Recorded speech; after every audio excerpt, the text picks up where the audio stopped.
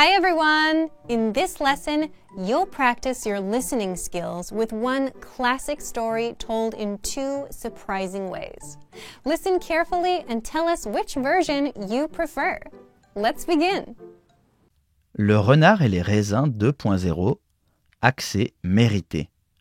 Le renard aperçut des grappes de raisins derrière une haute clôture. Elles semblaient parfaites, sombres, sucrées, juste hors de portée. Il sauta, grimpa, échoua. « Qui en a besoin ?» marmonna-t-il en s'éloignant. Une voix douce répondit. « Si ça n'avait aucune importance, tu ne les regarderais plus. » C'était Mira, qui sirotait du thé au bord du chemin.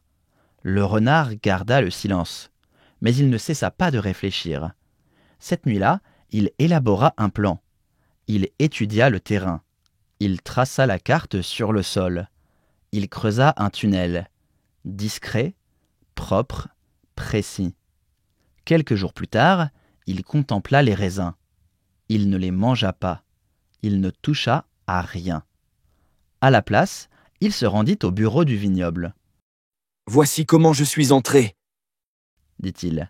« Et voici comment je me stopperai. » Le vignoble lui offrit une récompense.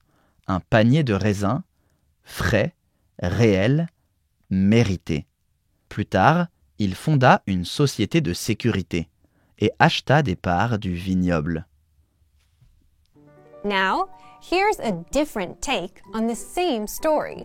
Listen closely to see how it changes. Le renard et les raisins 2.0, la fille du vigneron. Le renard aperçut des grappes de raisins très haut derrière le mur du vignoble. Il bondit, grimpa, glissa. Échec. Il s'assit dans la poussière, essoufflé. « Je n'en voulais pas de toute façon, » marmonna-t-il. « Elles sont sûrement acides. » Mais il ne s'arrêta pas là. Il ouvrit un blog. Les raisins, un mensonge. Puis un podcast. L'illusion du raisin. Il organisa des rassemblements, vendit des t-shirts. « L'amertume, c'est la liberté. » criait-il. Il devint célèbre. Un jour, en vacances, il la rencontra. Yeux brillants, voix douce, elle riait à ses blagues. Ils parlèrent des heures, puis des jours, encore plus. Elle aimait la nature, la simplicité et les raisins. « Ma famille possède un vignoble, » dit-elle. « Viens le visiter. » Le renard se figea. Son nom figurait sur chaque bouteille qu'il avait moquée. Mais il l'aimait. Alors il sourit, hocha la tête et répondit. « Bien sûr. » Il visita le vignoble en secret. Lunettes noires, foulard, il n'en parla à personne.